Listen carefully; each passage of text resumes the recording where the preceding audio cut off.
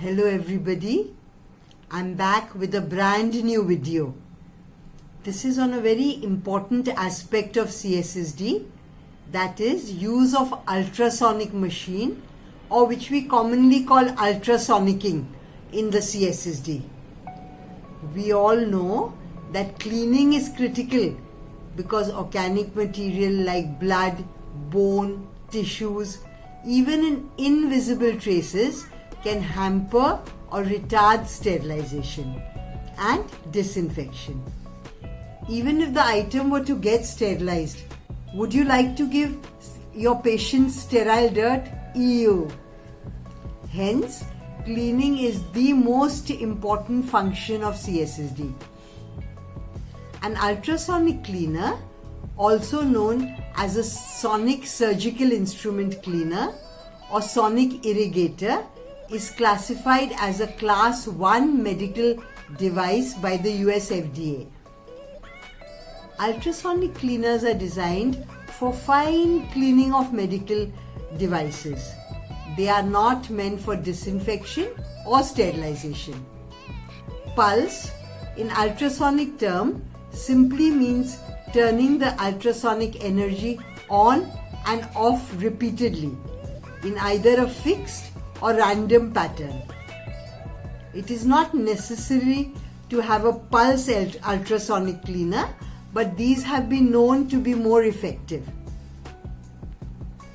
According to the AMI standards, ultrasonic cleaners are used to remove soil from joints, crevices, lumens and other areas, especially those which are difficult to clean by other methods.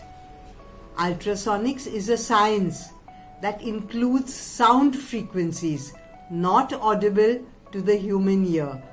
Their frequency ranges from almost 20,000 up to maybe even 100,000 cycles per second. But a frequency of 40 kHz is generally good for most applications.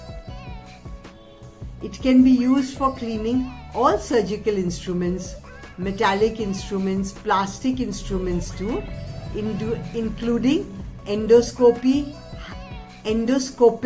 handheld surgical instruments, suction tips, endotracheal tubes, sharp instruments, and in recent time has been a boon for robotic instruments.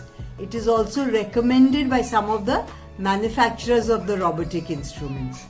The machine is made up mainly of an ultrasonic energy generator, ultrasonic transducers, and one or two or more tanks. It is very simple really. Electrical energy produced by the generator is converted into high frequency mechanical vibrations or sound energy, which is transmitted to the cleaning solution via a bank of transducers attached to the underside or the sides of the cleaning tank. When this energy is applied to the cleaning solution in the tank, tiny vacuum pockets are formed, producing thousands of bubbles. As these bubbles grow larger, they become unstable and burst inwards, causing an implosion. You get it? An explosion is something that bursts outwards, whereas an implosion bursts inwards. This process is called cavitation, and it sucks dirt away from the surface of items where the manual brush or the fluidics of the washer disinfector even cannot reach. Hence, according to me, it is a most efficient way of cleaning jointed instruments or instruments with crevices or which are complicated. The beauty of ultrasonic cleaning is that it can be particularly useful for cleaning of hard to reach areas on a device, but it is also gentle on delicate instruments such as microsurgical and ophthalmology instruments. It is particularly used to remove soil, as I said before, from joints, crevices, even lumens and other difficult to clean areas. The use of enzyme detergent or enzymatic detergent in the ultrasonic cleaner is recommended. However, it should be low foaming and compatible with the equipment and also with the medical devices being washed. You can change it for different types of devices, but always clear it with the instrument manufacturer. It is not difficult, as most cleaning agents in the market are compatible. They have to sell their stuff, right? So don't get too much confused and complicated by this. If you don't have the IFU and OEM's instructions, now I'll just repeat again. IFU is instructions for use. The OEM is the original equipment manufacturer, okay, which could refer to the manufacturer of the machine as well as of the instruments and devices which you're putting in. So then you can contact some senior CSSD person in your area and get help. Easy peasy, right? You're not the only one who is cleaning that particular type of device. Now, some tips which I have noticed where we often go wrong. First of all, the capacity of the tank should be known. If not, it can be easily measured by us. Again, the cleaning solution should be measured with the help of a measuring jar. These are easily available in the market. I have visited CSSD where there is no measuring jar. So how would you know how much solution to add into your tank, right? Accurate dilutions are compulsory. I can even say this again. This is where we make a mistake. We need to make accurate dilutions as per the manufacturer's instructions. And which manufacturer? The cleaning solution manufacturer's instructions need to be followed. There is no scope for any change or using less of the concentrate for economic reasons. This is my special tip today.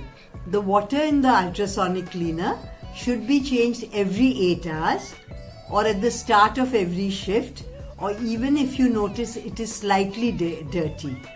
Ideally, it should be changed after each use because it could get contaminated. Remember, the machine is not a disinfecting or sterilizing machine. So it could get contaminated, the water. Minimum you must change after every shift. We said before the detergent should be low foaming in order to prevent interference with the cavitation process of the ultrasonic cleaner. High foam level in the ultrasonic machine can interfere with the cavitation mechanism. Also, it should be free rinsing. What does free rinsing mean? That it rinses off easily, that's all. Detergent residues can cause corrosion or they can stain the instrument and equipment. They also have a negative impact on human tissue if transferred from the instrument to the patient during the surgery. Instruments and devices must be initially rinsed or pre-cleaned before putting in the ultrasonic machine to remove what we call gross debris or gross soil. The ultrasonic cleaning system should have a lid, and the lid should be closed during the ultrasonic cleaning process to prevent aerosolization as well as noise. Also, no part of the operator's body should be submerged into the bath or the solution during its operation. The sonic cleaner should always be off when inserting or removing trays or baskets from the tank. Carefully lower the trays. Do not splash it into the ultrasonic bath or the solution. Instruments and devices should be placed in special trays which are designed for use in the ultrasonic cleaner. This is nothing special. They can be wire mesh trays or trays with holes in the bottom so that the ultrasonic vibrations can pass through and reach the instruments. Ratcheted instruments, as in manual cleaning and in washer disinfectors, have to be kept in the open position. The instrument should not be densely packed in the tray, and especially they should not pop out of the bath. I've seen catheters which come out of the bath. That means they are not totally immersed in the solution. Then the solution and the vibrations cannot act upon it. So please take care about this. Instruments of unlike metals should not be placed together in the same tray. For example, stainless steel instruments should not be placed with aluminium, copper or brass instruments.